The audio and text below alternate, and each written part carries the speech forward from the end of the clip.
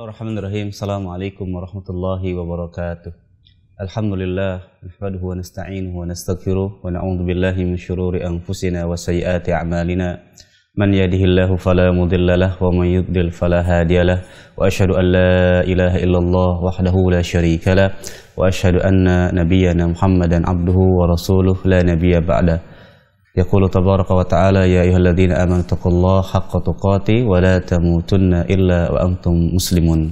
Alhamdulillah, segala puji bagi Allah Subhanahu wa taala. Di pagi hari ini kami menemani Anda kembali dalam program kajian rutin bersama guru kita Ustaz Syahrul Fatwa LC hafizahullah taala, masih membahas tentang 40 hadis seputar wanita. Alhamdulillah, kita sudah sampai di hadis yang ke-33, yakni terkait tentang pembahasan bab pakaian dan perhiasan. Insyaallah Ustaz akan melanjutkan di hadis yang ke-33 karena kemarin pembahasan begitu panjang. Kami persilakan bagi pemirsa Ahsan TV yang memiliki kitab terjemah untuk membuka di halaman 349. Sekali lagi kami persilakan bagi para pemirsa Ahsan TV dimanapun Anda berada yang memiliki kitab tersebut untuk membuka di halaman 349. Dan seperti biasa nanti di segmen soal jawab kami memberikan kesempatan bagi Anda untuk bisa bergabung dan bertanya terkait dengan pembahasan kita di pagi hari ini. Bagi Anda yang ingin bertanya melalui layanan telepon, silahkan nanti menghubungi kami di nomor 0813-1829-4352. Atau bagi Anda yang bertanya melalui layanan pesan singkat, silakan juga bisa mengirimkan pertanyaan di nomor 0813-1445-5557. Kami harapkan sekali pertanyaan-pertanyaan yang disampaikan terkait dengan pembahasan kita di kesempatan pagi hari ini. Baik, sebelum Ustaz memulai pembahasan di pagi hari ini, kita sapa beliau terlebih dahulu. Assalamualaikum warahmatullahi wabarakatuh. Waalaikumsalam warahmatullahi wabarakatuh. Gimana Ustaz kabar hari ini? Baik. Alhamdulillah. Baik, insyaallah kita lanjutkan di hadis ke-33 Ustaz. Kami persilakan kepada Ustaz, falyatafaddal mashkuran. Bismillahirrahmanirrahim. Alhamdulillahirabbil alamin wassalatu wassalam ala Rasulillah nabiyina Muhammadin wa ala alihi wa sahbihi wa man tabi'ahum bi ihsanin ila yaumiddin. Asyhadu an la ilaha illallah wahdahu la syarikalah wa asyhadu anna Muhammadan abduhu wa rasuluhu la nabiyya ba'dah. Qala Allah tabaraka wa ta'ala ya ayyuhalladzina amanu taqullaha haqqa tuqatih wa la tamutunna illa wa antum muslimun. Wa qala aidha ya ayyuhan nasu taqu rabbakumul ladzi khalaqakum min nafsin wahidah wa khalaqa minha zawjaha wa batha minhuma rijalan katsiran wa nisaa'a wattaqullaha alladzi tasaaluna bihi wal arham innallaha kana 'alaikum raqiba.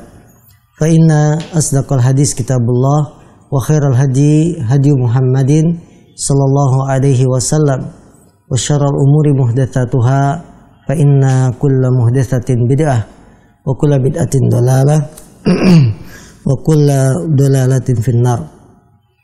Saudara-saudariku dimanapun Anda berada, alhamdulillah kita kembali dalam kajian rutin kita pembahasan 40 hadis seputar wanita, dan kita masih dalam hadis nomor 33.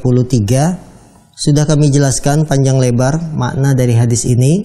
Tersisa satu pembahasan yang belum kami sebutkan, yaitu apa yang bisa kita ambil pelajaran dari hadis ke-33.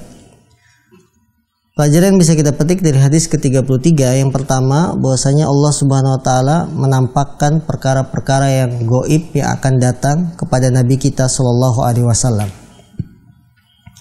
Dan itu mungkin mampu dilakukan oleh Allah Subhanahu wa taala, memperlihatkan kepada Rasul yang mulia sallallahu alaihi wasallam Nabi Muhammad perkara-perkara gaib yang akan datang. Nabi mengabarkan akan ada dua golongan manusia yang mereka tidak akan masuk surga, tidak pula mencium baunya surga, yaitu diantaranya wanita-wanita yang berpakaian tapi telanjang. Ini kan berhubungan dengan masa akan datang.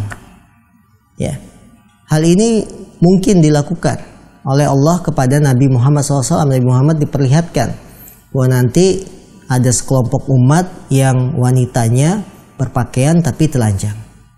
Ya, ini hanya Allah saja yang mampu memperlihatkan masa depan kepada Rasul SAW. Rasulullah sendiri tidak bisa kalau dengan bahasa kita menerawang, tidak bisa. Karena perkara gaib, dan perkara gaib dalam Islam itu hanya Allah yang Maha tahu. Allah Subhanahu wa taala berfirman dalam Al-Qur'an, "Qul la ya'lamu man fis samawati wal ardil ghaiba illallah." Katakanlah, tidak ada yang mengetahui perkara gaib di langit dan di bumi illallah, kecuali Allah. Maka kalau di hari ini ada orang yang biasa-biasa saja, ya ketakwaannya juga diragukan, dia bertakwa sholat atau tidak, tiba-tiba menerawang tahun 2021 akan terjadi bencana besar, menerawang bahwa presiden kita akan turun di tengah-tengah tahun, menerawang rumah tangga orang. Ya, ini berarti mengaku perkara gaib. Padahal tegas-tegas Al-Quran mengatakan tidak ada yang mengetahui perkara gaib di langit dan di bumi kecuali siapa? Kecuali Allah. Dengan demikian, kalau Rasul saja tidak tahu perkara gaib, bahkan beliau ditampakkan, diperlihatkan, bagaimana lagi dengan orang zaman sekarang yang mengaku perkara gaib, mengaku tahu perkara gaib. Ini berarti melebihi kapasitasnya dia sebagai manusia. Perkara gaib itu yang tahu hanya Allah. Tapi ada orang manusia biasa mengaku, mengklaim tahu perkara gaib. Ini berarti melebihi kapasitasnya sebagai manusia. Karena itulah ilmu-ilmu ramalan, perdukunan, ya, dalam Islam itu termasuk ilmu yang dilarang untuk dipelajari. Bahkan Imam An-Nawawi menegaskan haramnya belajar tentang ramalan, perdukunan, upahnya juga ikut haram. Karena itu kaum muslimin jangan kita lariskan perdukunan, sihir, ya, ramalan dan seterusnya. Ini adalah ilmu-ilmu yang haram untuk dipelajari, yang sejak zaman dulu sudah ada ilmu semacam ini. Ini bukan ilmu baru. Ilmu sihir itu sejak zamannya siapa? Nabi Sulaiman itu sudah ada. Bagaimana Nabi Sulaiman memiliki jin-jin, ya. Kemudian Nabi Sulaiman bisa mengetahui berbagai kehebatan, itu sudah ada sejak zaman Nabi Sulaiman. Setan yang mengajarkan ilmu-ilmu semacam ini. Maka kita di zaman yang modern seperti ini jangan sampai terbawa-bawa mentalitas yang malas, pengen cara singkat dengan menempuh jalur, bukan jalur hukum, menempuh jalur dukun. Pengen mendapatkan hal-hal yang diinginkan tapi dengan cara yang cepat. Ingin kaya, tidak mau kerja keras, datang ke dukun. Ingin dapat jodoh, wanita impian, istri idaman, datang ke dukun.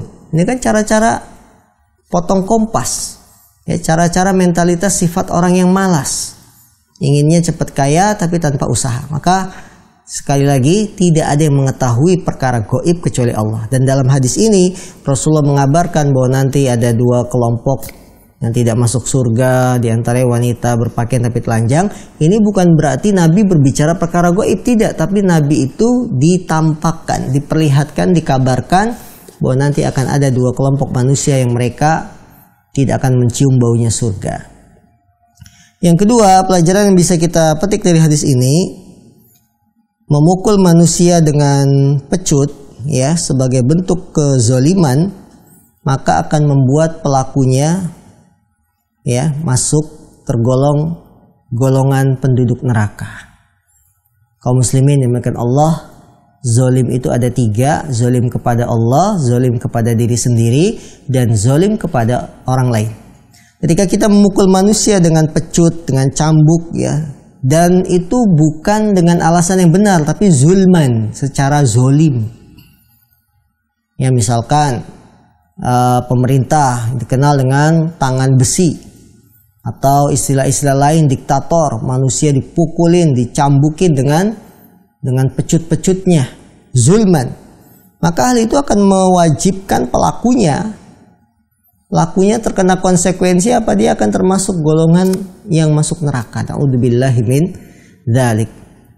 Karena itu kaum muslimin, ketika kita berbuat zalim pada orang lain, hati-hatilah dan takutlah dengan kezaliman ini. Ittaqul zulma fa innal zulma dzulumatun yaumal qiyamah. Takutlah, waspadalah kalian dari perbuatan zalim, karena kezaliman itu adalah kegelapan pada hari kiamat. Ya, kita memukul orang. Kalau sekarang mungkin bukan dengan pecut. Dengan apa? Gas air mata. Dengan apa lagi? Dengan pentungan, ya. Kalau ini dilakukan secara zolim, ingat, secara zolim bukan secara hak, maka kita akan terkena ancaman hadis ini, termasuk orang-orang yang diancam masuk neraka. Yang ketiga, pelajaran yang bisa kita petik dari hadis ini, termasuk perkara yang paling jelek yang terjadi pada kaum wanita yang banyak dilakukan adalah membuka aurat. Allahu Akbar. Wanita zaman sekarang banyak terpropaganda dengan slogan-slogan emansipasi wanita. Wanita itu harus sama dengan laki-laki. Ya, kalau laki-laki kerja di kantoran, wanita juga harus kerja di kantoran. Ya, sehingga dengan slogan-slogan ini wanita menanggalkan sifat malunya, sifat aslinya, pakaiannya dibuka, jilbabnya, memakai pakaian yang pendek, ya. Nah ini. Jadi dalam hadis ini bisa kita ambil pelajaran, termasuk perkara yang paling buruk yang terjadi pada kaum wanita adalah membuka aurat. Dan di negeri kita mohon keselamatan dari Allah Subhanahu wa taala. Banyak sekali wanita-wanita yang membuka auratnya. Tidak ada satupun media cetak, media elektronik, kecuali menampilkan wanita yang membuka aurat. Ya, menampilkan wanita membuka aurat, dari mulai iklannya, dari mulai pembawa acaranya, dari mulai pengisi acaranya, dari mulai konten-konten yang disajikan, membuka aurat. Padahal membuka aurat itu ancamannya tidak akan masuk surga sebagaimana dalam hadis ini. Ya, sebagaimana dalam hadis ini. Karena itulah tidak heran Nabi mengatakan wanita-wanita itu termasuk bahan bakar neraka yang paling banyak. Pengikut Dajjal yang paling banyak nanti di akhir zaman juga wanita. Ya, karena kekurangan akal mereka dan kekurangan agama mereka. Apalagi zaman sekarang aplikasi-aplikasi juga banyak menampilkan wanita tanpa aurat. Aplikasi TikTok apalagi, ya, yang bisa menampilkan aurat wanita. Ya seperti itu, kita semakin paham, semakin mundur zaman ini, semakin kelihatan bahwa wanita itu memang benar kata Nabi. Bahan bakar neraka paling banyak ya kaum wanita. Pengikut Dajjal yang paling banyak ya kaum wanita. Nah, wanita muslimah yang mendengar hadis-hadis semacam ini bahwa membuka aurat itu bisa membawa kita ke dalam neraka, harusnya lari dengan menutup aurat-aurat mereka. Belum ada kata terlambat. Kalau sekarang kita sudah dewasa, sudah balighah, sudah haid, masih membuka aurat, tidak ada kata terlambat. Hijrah. Taubat kepada Allah, tutup aurat kita. Dari mulai ujung rambut sampai ujung kaki, kecuali wajah dan lapak tangan. Tidak ada kata terlambat. Jangan sampai kita menutup auratnya pakai jilbab untuk pertama dan yang terakhir. Apa? Ketika sudah pakai kain kafan, dipakaikan jilbab yang pertamanya dan yang terakhirnya. Kaum muslimin yang mungkin Allah SWT menutup aurat bagi wanita muslimah itu hukumnya wajib. Haram bagi wanita muslimah membuka auratnya. Aurat wanita muslimah sampai mana? Dari mulai ujung rambutnya itu harus ditutup. Ya, kecuali wajah dan pergelangan tangan saja. Sudah, selainnya harus ditutup sampai kaki. Dan tidak boleh kita tampakkan keindahan tubuh kita dilihat mata-mata laki-laki. Ya. Ini musibah besar di akhir zaman yang harus kita tinggalkan dan kita harus selamat. Harus ada pengorbanan kalau kita ingin hijrah. Walaupun nanti misalkan konsekuensinya apa? Pekerjaan hilang, penghasilan tidak seperti biasanya karena sekarang kita sudah berhijab, tidak ada masalah. Barang siapa yang meninggalkan sesuatu karena Allah, maka Allah akan ganti dengan yang lebih baik. Sebagaimana hadis dari Nabi kita Sallallahu Alaihi Wasallam. Maka para suami, para bapak, para ayah, perintahkan istri-istri kita untuk menutup aurat. Jangan kita malah menyuruh istri kita buka aurat. Neng, kamu kelihatan cantik kalau dibuka jilbabnya seperti wanita-wanita umumnya. Jangan seperti itu jadi suami. Jadi suami harus membimbing istri. Ya, kamu akan menjadi wanita muslimah yang baik, yaitu dengan menutup aurat. Begitupun anak-anak perempuan kita. Biasakan dari kecil kita tidak keluar rumah dari pintu, ya, kecuali anak-anak kita sudah memakai kerudung. pakai jilbab. Kita tidak akan berangkat pergi ke satu tempat kecuali kamu pakai jilbab. Seperti itu. Jadi biasakan dia terbiasa. Dan dia akan paham kalau saya keluar saya harus pakai jilbab karena sudah dibiasakan. Ya. Yang menjadi masalah ketika orang tua tidak membiasakan memakai jilbab ini kepada anak-anak perempuannya. Anak perempuan sekarang sudah diajarkan joget, sudah diajarkan tampil di TikTok pakai bajunya you can see, celananya apa itu, celana yang ketat-ketat itu, ya, seperti itu. Anak-anak kita lebih bangga anak kita bisa nari, bisa joget dengan pakaian yang seperti orang dewasa. Ini musibah. Diikutkan ke sanggar tari ya, seni ini dan itu. Dengan menampakkan aurat-aurat mereka, ini nggak boleh, biasakan. Karena kita orang tua punya tanggung jawab dan kita akan diminta pertanggungjawabannya di hadapan Allah. Maka dari hadis ini, perkara yang paling jelek yang terjadi pada kaum wanita adalah membuka aurat mereka. Dan wanita boleh membuka auratnya hanya di rumah, di depan suami, depan anak-anak, ya, aurat-aurat yang memang kalau untuk anak-anak dan mahram, aurat-aurat yang biasa nampak, yaitu anggota-anggota wudhu, itu boleh dilihat oleh mahram. Tangan sampai siku, kaki sampai mata kaki, kemudian rambut kepala boleh dilepas, tidak pakai jilbab ketika di rumah, walaupun ada mahram seperti paman, bapak kandungnya, saudara laki-laki sekandung, itu boleh. Di depan suami tidak ada batasan aurat, bebas tanpa ya ada batasnya. Wanita boleh menampakkan aurat di depan suaminya. Kemudian yang keempat, pelajaran yang bisa kita petik dari hadis ini, surga itu memiliki bau yang sangat kuat sehingga didapati dari jarak yang sangat jauh. Wanginya surga itu wanginya yang harum kuat, sampai-sampai wanginya ini bisa dicium dari jarak yang sangat jauh. Ya. Ini menunjukkan pada kita bahwa surga itu ada dan surga itu memiliki wangi bau yang bisa dirasakan walaupun dari jarak yang jauh. Bahkan para mayit yang sudah meninggal di alam kubur, dia mencium baunya surga. Ya, mencium baunya surga. Apabila dia orang mukmin, bisa jawab pertanyaan siapa Robmu, ya, siapa nabimu dan apa agamamu. Ketika dia berhasil menjawab 3 pertanyaan ini, maka Allah akan luaskan kuburannya. Allah akan tampakkan surga dan dia mencium baunya surga dari alam kubur. Dan itu dilakukan oleh seorang muslim. Ya. Semua akan ditanya kita tentang pertanyaan 3 ini. Jangan sampai ada yang mengatakan kiai ini mah belum ditanya, ya. Kuburannya nggak pernah sepi. Kan nanyanya kalau udah sepi katanya. Nah, ini tidak ada, ini pendapat yang nyeleneh bin ajaib gitu ya. Maka kaum muslimin dimuliakan Allah, bahwa surga itu memiliki bau yang sangat kuat, wangi yang sangat harum sehingga bisa dicium dari jarak yang jauh. Pelajaran juga dari hadis yang mulia ini, tidak bolehnya wanita membesarkan kepala-kepala mereka dengan rambut tambahan, yang biasa disebut di negeri kita dengan konde, ya. Apabila ada acara pernikahan, pesta nikah, kaum ibu berjejer pasang konde. Apalagi selain konde bentuknya, ya, ditumpuk rambutnya di atas, dikumpulkan, ini tidak boleh. Karena menyerupai apa, punuk-punuk unta. Ya, ketika berjalan pakai jilbab kelihatan punuk untanya, ini dilarang. Kalau di dalam rumah silakan saja. Wanita ketika akan aktivitas di rumah, cuci baju, masak, ketika punya rambut yang panjang, ini akan mengganggu mobilitasnya. Ya, gerah, panas, maka boleh digulung kalau di dalam rumah, tapi di luar rumah tidak. Biarkan terurai, ya, agar tidak nampak seperti larangan hadis ini.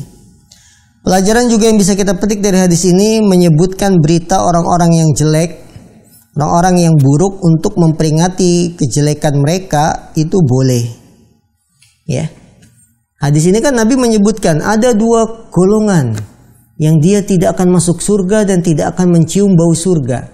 Berarti kalau kita menyebutkan kelompok orang-orang yang buruk sebagai peringatan boleh, dan itu bukan ghibah. Bukan ghibah. Ghibah yang dilarang kalau kita menyebutkan kejelekan orang. tanpa ada hajat kebutuhannya. Kalau ini kita sebutkan kejelekan seseorang karena untuk memperingati orang lain supaya tidak terjatuh dalam kejelekan yang sama. Itu bukan gibah. Ini nasihat. Jadi nasihat dengan gibah itu beda tipis. Ya. Ketika pihak kepolisian misalkan menyebutkan ada kelompok gangster, ya, gangster kolor hijau apa kolor merah gitu ya, punya perbuatan buruk. Nah itu kan maksudnya apa? Peringatan buat masyarakat, hati-hati dengan kelompok ini supaya kita pun tidak melakukannya. Boleh seperti itu. Dan itu bukan gibah. Ketika kita sebagai dai menjelaskan, ustadz menjelaskan bahwa perilaku perbuatan begini-gini, misalkan mandi bareng laki-laki perempuan, diyakini sebagai satu ajaran baru, ini perbuatan salah. Boleh, itu bukan gibah. Itu nasihat kepada kaum muslimin agar kita tidak terbawa-bawa dengan kelompok ajaran baru ini. Ya, sekarang muncul ajaran baru, katanya dapat wahyu, biar wahyu membawa agama, diantaranya laki-laki perempuan harus mandi satu tempat bareng tanpa busana. Allahu Akbar. Ya, kita peringati. Karena kalau tidak ada peringatan semacam ini, dari mana manusia akan tahu? Kapan manusia akan tahu? Karena itulah Imam Ahmad ketika ditanya, wahai imam, menurutmu, pendapatmu mana yang lebih baik? Seorang iktikaf di masjid ataukah seseorang menjelaskan kesalahan orang lain? Menjelaskan keburukan orang lain dengan tujuan memperingati. Maka kata Imam Ahmad, yang menjelaskan kesalahan orang lain dengan tujuan memperingati agar orang tidak ikut kesalahannya, ini lebih baik daripada itikaf di masjid. Kenapa? Kalau kita itikaf di masjid, manfaat itikaf, pahala itikaf untuk diri kita saja. Untuk diri kita saja. Sementara ketika kita menjelaskan keburukan kesalahan orang lain, manfaatnya luas. Kaum muslimin bisa tahu kita dapat pahala karena menasehati. Kaum muslimin pun akan paham keburukan seorang. Ya, ini lebih afdal. Kalau kita diam tidak memperingati kesalahan orang, kemudian tidak ada yang mengingatkan, siapa, kapan orang itu tahu bahwa ini perbuatan salah. Jadi dalam hadis ini bisa kita ambil pelajaran, menyebutkan berita-berita orang-orang yang buruk, yang jelek dengan tujuan memperingati kejelekan mereka. Ini suatu hal yang dibolehkan dan bukan termasuk ghibah. Kemudian pelajaran juga yang bisa kita petik dari hadis ini, kerusakan akan semakin nampak dan banyak apabila manusia semakin jauh dari masa kenabian. Allahu Akbar. Kerusakan, keburukan semakin bertambah bila manusia semakin jauh dari masa kenabian. Dan itu sesuai dengan apa yang dikatakan oleh Nabi SAW dalam hadis yang sahih, bahwa la ya'ti zamanun illa ba'dahu syarrun min. Nabi bersabda, tidak datang sebuah zaman kecuali yang setelahnya akan lebih buruk. Nas'alullah salamah wal afiyah. Apa kata Rasul?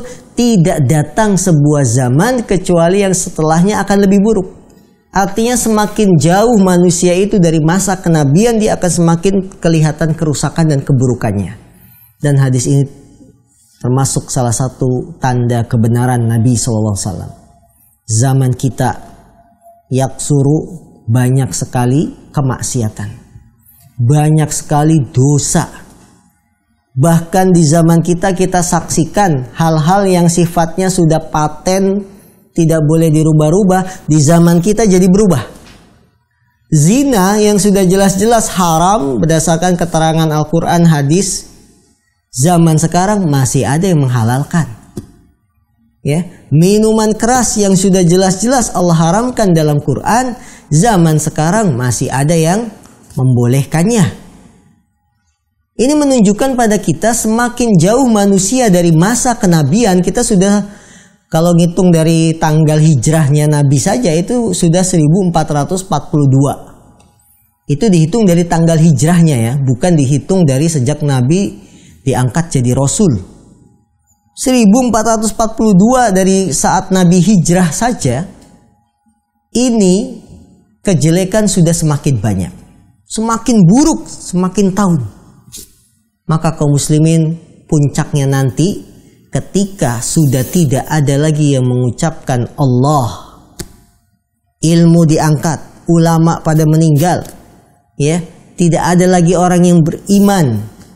Yang beriman sudah meninggal ketika dihembuskan angin yang mewafatkan orang-orang yang di dalam hatinya masih ada iman. Ini tanda-tanda hari kiamat nanti. Orang yang beriman sudah meninggal, tinggal orang-orang yang jelek. Karena Nabi mengatakan la taqumus saah illa ala syirarin nas. Tidak akan tegak hari kiamat, tidak akan terjadi hari kiamat kecuali kepada manusia-manusia paling jelek. Nah, ketika masa itu sudah jelek semua orangnya, barulah terjadi hari kiamat.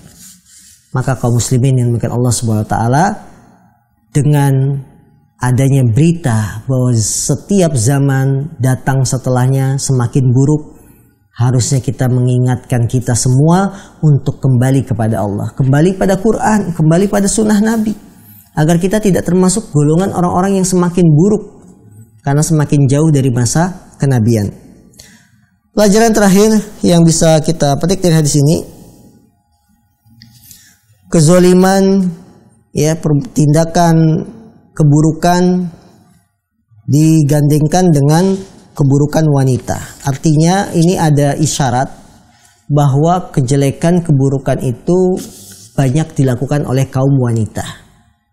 Maka wanita muslimah berwaspadalah, berhati-hatilah, karena kita sudah dikabarkan fa inna kunna aktsaru khatabi jahannam. Karena kita semua sudah dikabarkan oleh Nabi kita yang mulia, sungguhnya kalian wahai kaum wanita penghuni neraka yang paling banyak, bahan bakar neraka yang paling banyak. Ya, ini digandengkan dari hadis ini. Ada kaum yang memukul dengan buntut-buntut, ya, pecut dengan buntut-buntut sapi.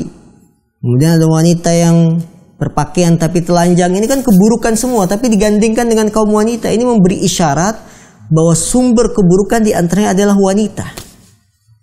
Makanya kaum muslimin, Nabi itu sangat perhatian dengan kaum wanita supaya wanita itu tidak menjadi sumber kejelekan.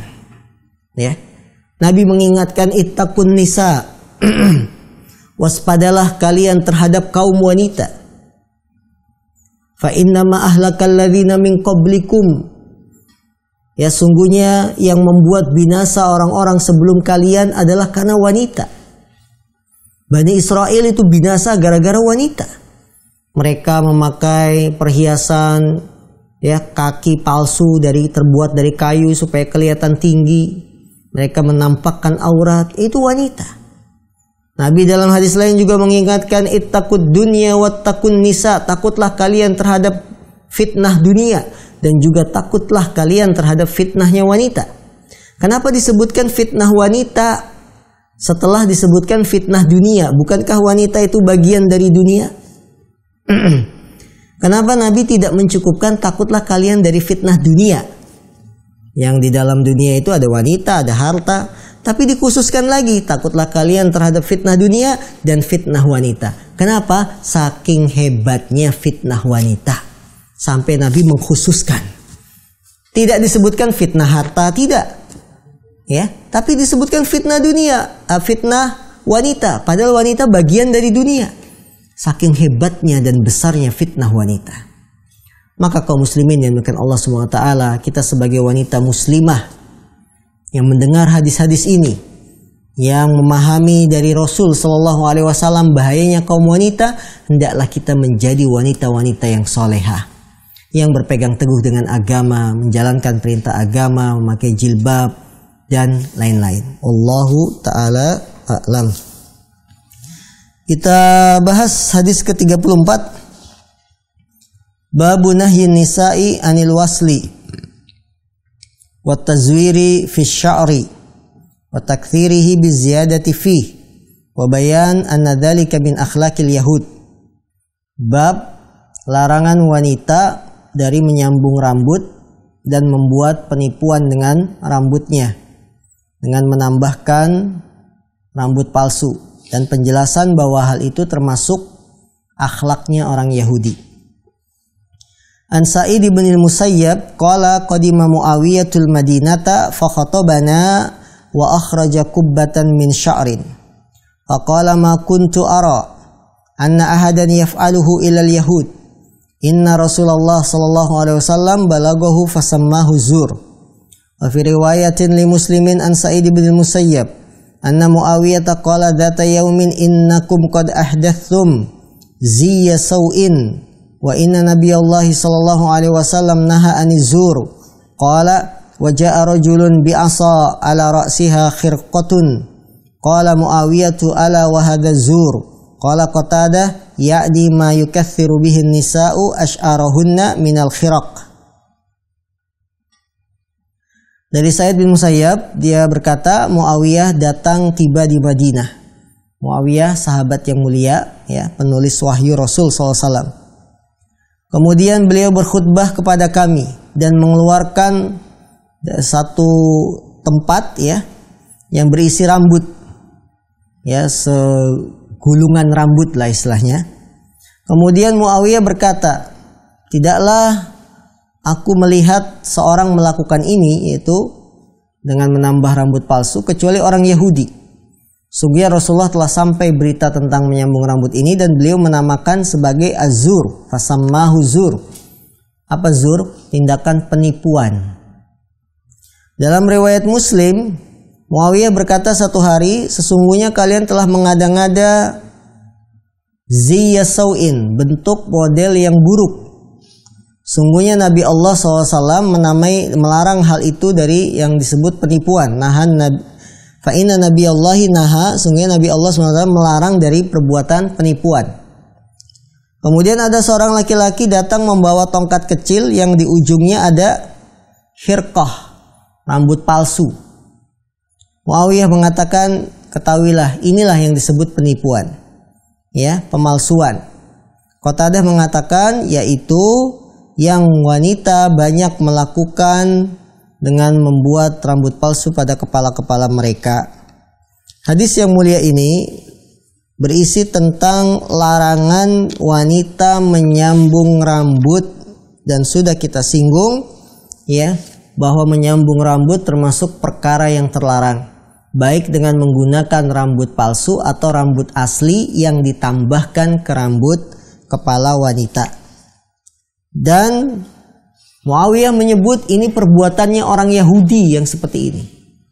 Maka kalau zaman sekarang ada yang rambutnya dibuat sambungan dengan rambut palsu, dia meniru perbuatan orang Yahudi. Pelajaran yang bisa kita petik dari hadis ini, haramnya menyambung rambut. Kecuali karena uzur, misalkan kita harus dibotak kepalanya karena akan operasi kanker, ya, dibotak, kemudian kita memakai wig, ya, rambut palsu. Itu ada uzur, boleh sampai rambutnya tumbuh lagi. Tapi ketika hanya untuk kecantikan, ya, apalagi yang biasa dipakai oleh para yang tampil di televisi-televisi, pakai rambut-rambut palsu, ini tidak boleh. Hanya untuk kecantikan, hanya untuk model, hanya untuk lucu-lucuan. Nah, ya kan? Lucu-lucuan. Biar kelihatan pirang rambutnya, wanita pakai rambut palsu, biar kelihatan kayak bule, ya. Rambutnya pirang, pakai rambut palsu, bulenya bule potan, gitu kan. Nah, ini tidak boleh. Hanya seperti ini. Tapi kalau ada uzur, dibolehkan. Yang kedua, penjelasan tentang fasad, kejelekan azur, ya, menipu, penipuan, pemalsuan. Kalau kita pakai rambut sambung, rambut palsu, itu sama saja penipuan. Wih, kelihatannya cantik nih, ya, rambutnya pirang, matanya mata seperti kucing, biru, padahal dia pakai lensa mata, ya.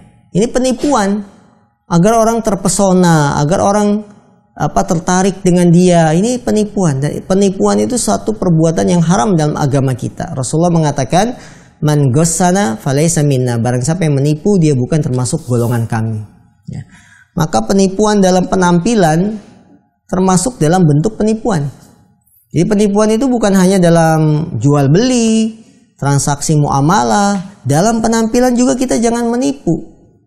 Maka para wanita muslimah, tampillah apa adanya. Jangan menipu dengan pakai rambut palsu yang pendek biar kelihatan tinggi, pakai sepatu yang haknya tinggi, ya, dan lain-lain.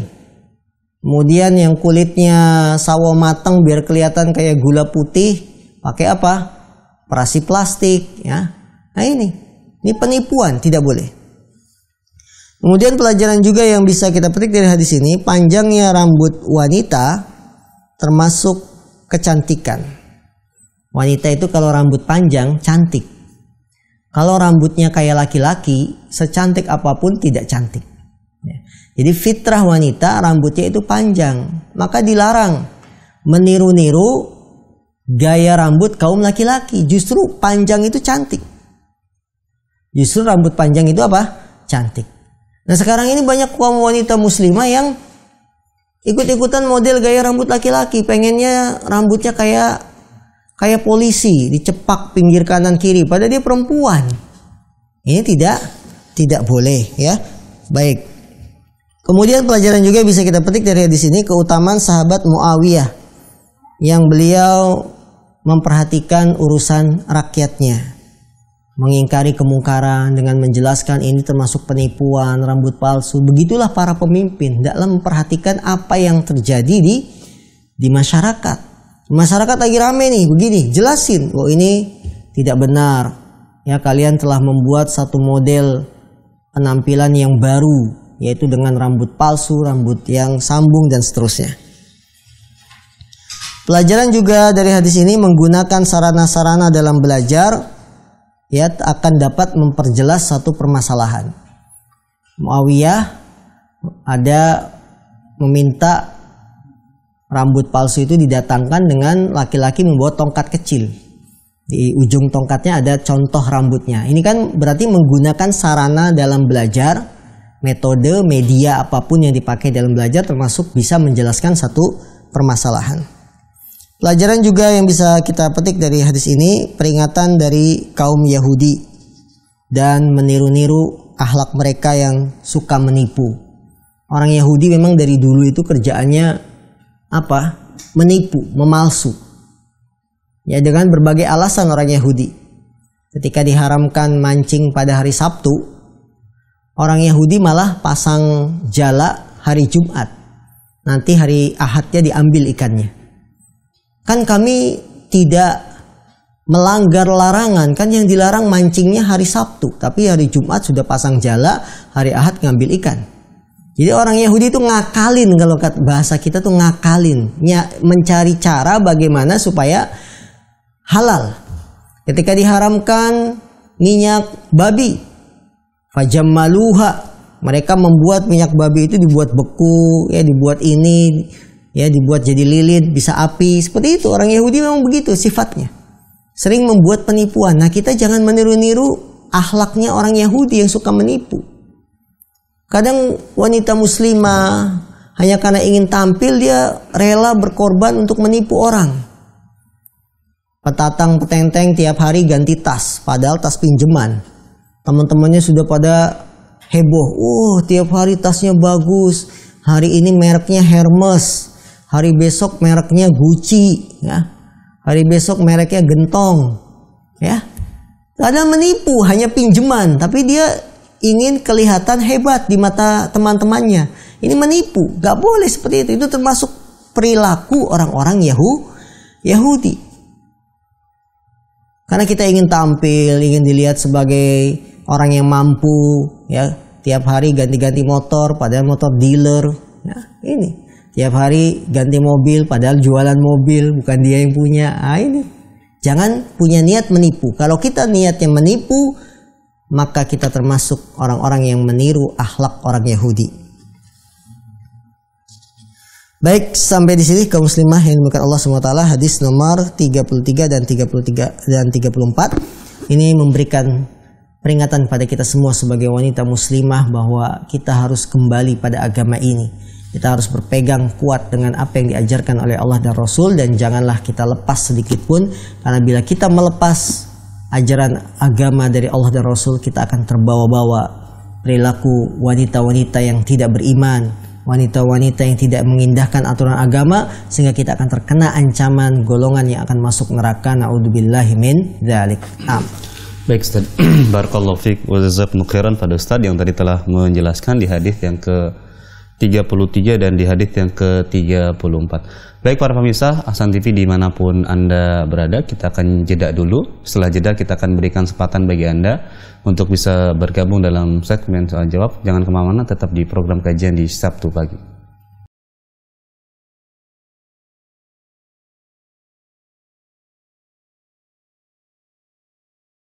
Baik para pemirsa Ahsan TV dimanapun Anda berada, kita masuk dalam segmen soal jawab. Kami persilahkan bagi para pemirsa yang ingin bergabung dan bertanya secara langsung, silakan bisa menghubungi kami di nomor 0813-1829-4352. Atau bagi Anda yang bertanya, silakan bisa mengirimkan pertanyaan di nomor 0813-1445-5557. Baik, sambil kita menunggu penelpon yang masuk, sudah ada beberapa pertanyaan yang masuk melalui layanan pesan singkat. Kita bacakan pertama dari hamba Allah di Bekasi. Assalamualaikum warahmatullahi wabarakatuh. Ustadz, mohon penjelasan terkait tentang hukum menjual pakaian yang tidak berfungsi sebagai penutup aurat. Apakah diperbolehkan tentang jualan tersebut, Ustadz? Mohon nasihat dan penjelasan dari Ustadz. Jazakumullahu khairan. Baik, apa hukumnya berjualan pakaian yang tidak menutup aurat? Ya, apakah itu bentuknya baju daster, kaos, atau baju-baju yang ketat, ya. Apa hukum berjualan pakaian-pakaian tersebut? Ketahuilah hukum asal jual beli adalah dibolehkan. Allah Subhanahu wa taala berfirman, "Wa ahallallahu bai'a wa harrama riba." Allah menghalalkan jual beli dan mengharamkan riba. Bolehnya jual beli bila terpenuhi syarat-syarat, ya, bahwa jual beli tersebut menjadi sah. Di antara syaratnya adalah ketika produk-produk yang kita jual bukan produk-produk yang haram. Bukan produk yang haram maksudnya bukan termasuk produk yang dilarang secara kacamata agama. Contohnya menjual minuman keras, miras, ya, khamar, narkoba. Ini secara nas, secara keterangan itu memang sudah haram. Kita menjual misalkan daging babi, secara nas keterangannya daging babi itu haram, ada di dalam Quran. Nah, apabila produk yang kita jual tidak termasuk benda-benda yang dilarang untuk dijual, maka hukum asal jual beli tersebut boleh. Jual beli pakaian termasuk bentuk jual beli yang dibolehkan tanpa melihat bentuk pakaian itu. Jadi hukum asal jual beli baju boleh tanpa melihat bentuknya. Apa itu bentuknya baju gamis perempuan, apa bentuknya gamis laki-laki, atau bentuknya baju koko, tanpa melihat itu. Jual beli baju hukum asalnya boleh.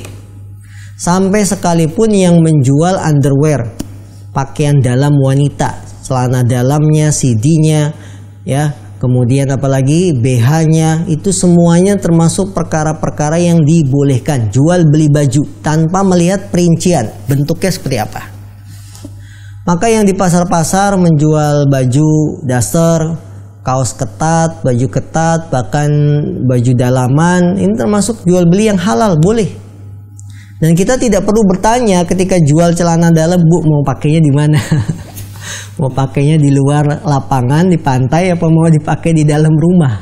Tidak, karena hukum asal jual beli ini halal. Contoh lain, kita menjual handphone. Apa hukum jualan HP? Halal, karena ini produk halal. Masalah pengguna nanti dia pakai buat TikTokan, dia pakai buat apa? Hal-hal yang mengandung dosa, itu di luar tanggung jawab penjual. Kita hanya menjual produk yang halal. Menjual misalkan apalagi, ya, yang bisa disalahgunakan, televisi misalkan, layar televisi, ya, LED kah atau yang apa, boleh tidak? Boleh, halal. Jualan laptop boleh, halal. Masalah penggunanya menggunakan laptop ini untuk, ya, menipu orang dengan membuat aplikasi jaringan sehingga dia bisa menipu orang dengan aplikasinya, itu bukan di luar tanggung jawab si penjual. Penjual hanya memperhatikan produk saya, produk halal. Begitupun dalam hal pakaian. Pakaian itu halal, boleh. Ya, kemudian bentuknya kok ada yang ketat, dipakai orang di luar rumah, itu di luar tanggung jawab kita. Karena kita hanya menjual sebuah pakaian yang memang secara kacamata agama itu jualan yang memang dibolehkan, bukan produk yang haram. Dan kita tidak dibebankan untuk menanyai pembeli satu persatu. Datang pembeli pertama, mau dipakai di mana? Mau ke Bali ya? Wah, enggak. Jangan seperti itu. Sudah, ya. Naam, wallah alam. Khairan, ini pun sekaligus menjawab pertanyaan dari Ibu Dini di Majalengka yang hampir mirip bertanya dengan tadi Ustaz, menjual rok, menjual celana jin, dan itu masuk dalam kategori tadi Ustaz ya, yang diperbolehkan. Baik, sekul khairan.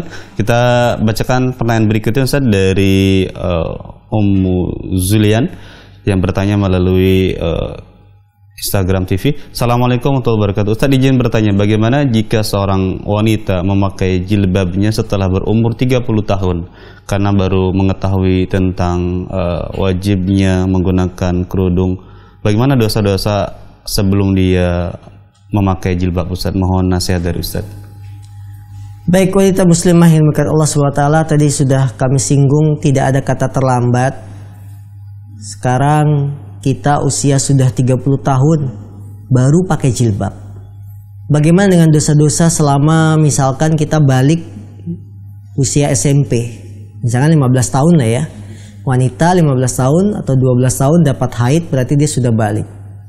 Dari usia 12 tahun sampai usia 30 tahun belum pakai jilbab. Berarti sudah berapa itu? 18 tahun tidak pakai jilbab, usia 30 tahun dapat hidayah baru pakai jilbab. Bagaimana dengan dosa selama 18 tahun ini? Sekarang saya udah usia 30 tahun, sudah pakai jilbab, dosa 18 tahun bagaimana? Kita bertobat kepada Allah Subhanahu wa taala. Kita mohon kepada Allah, ya Allah ampunilah dosaku selama 18 tahun tidak memakai jilbab.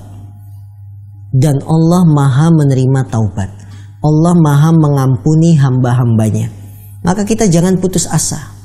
Terus perbaiki diri. Alhamdulillah 30 tahun pakai jilbab. Ada yang terlambat, ya, sudah tua renta baru berpikir pakai jilbab, sudah punya cucu baru pakai jilbab. Nah, ada anggapan di masyarakat ya, kalau sudah punya cucu itu nggak pantas lepas jilbab, harus pakai jilbab. Ini lebih parah lagi kalau ada rencananya seperti itu, berarti sengaja tidak pakai jilbab. Nah, kita dapat hidayah usia 30 tahun baru memakai jilbab, maka istiqomahlah dengan jilbab kita dan bertaubatlah dari dosa-dosa yang telah kita lakukan di masa lalu sambil mohon terus kepada Allah kasih sayangnya agar Allah mengampuni kita semua dan menerima taubat kita. Allah a'lam. Nah, jazakallahu khairan atas jawaban dari Ustaz.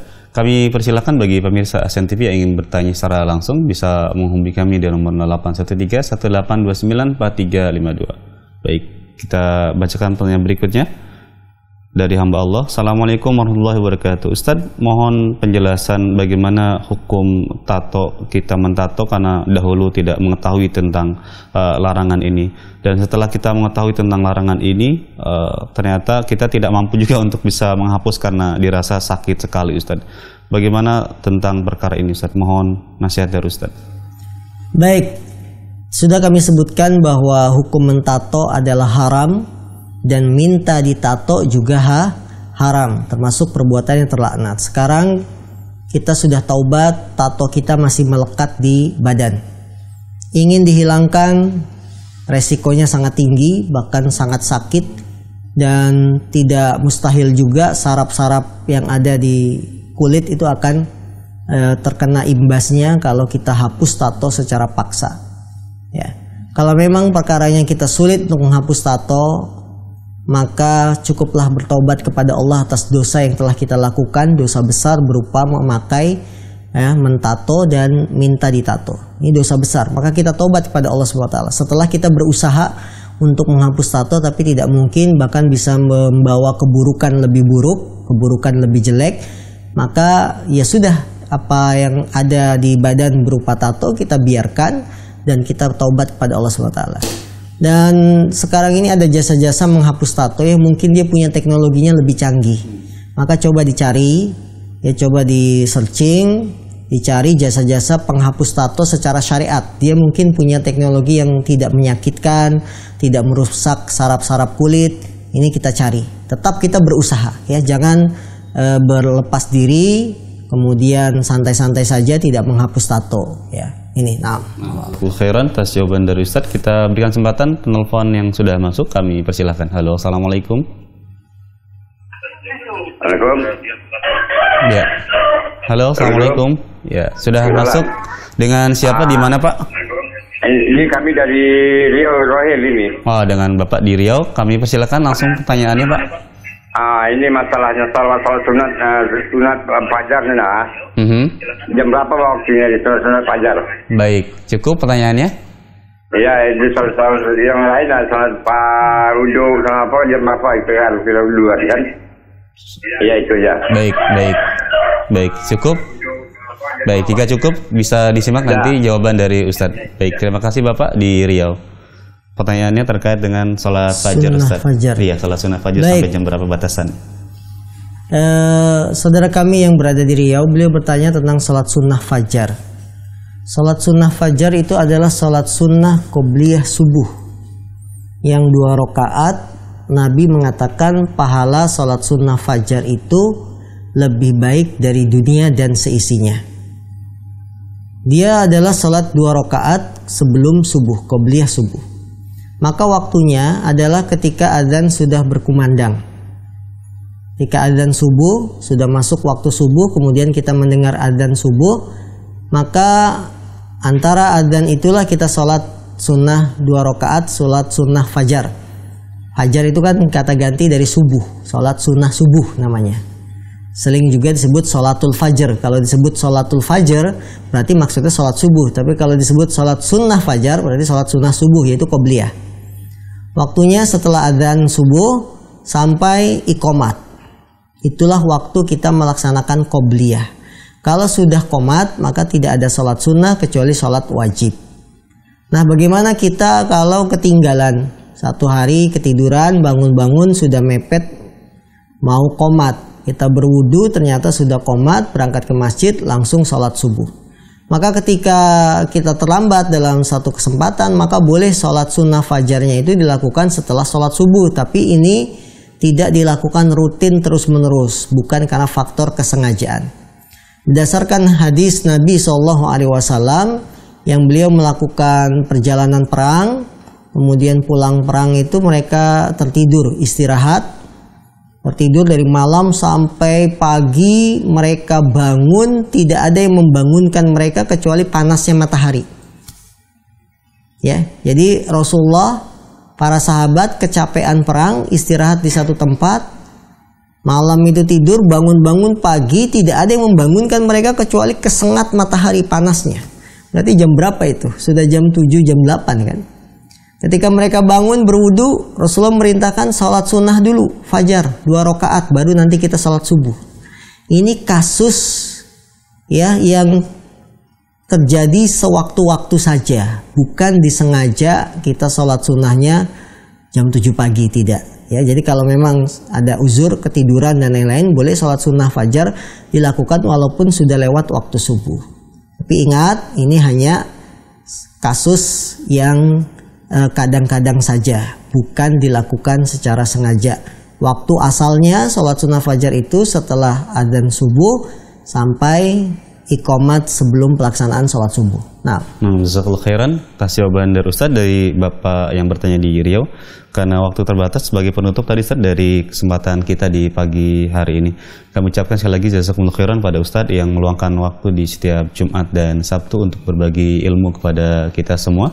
Dan kami ucapkan juga jazakumullah khairan pada seluruh pemirsa Ahsan TV yang sudah bertanya di pagi hari ini. Mohon maaf sekali lagi, ada beberapa pertanyaan yang sudah disampaikan.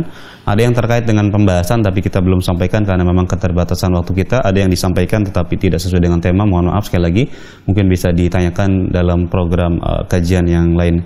Kami atas nama kru yang bertugas di pagi hari ini, maaf jika ada kekurangan. Kita tutup kajian di pagi hari ini dengan doa kafaratul majlis. Subhanakallahumma wa bihamdika asyhadu an la ilaha illa anta astaghfiruka wa atubu ilaik.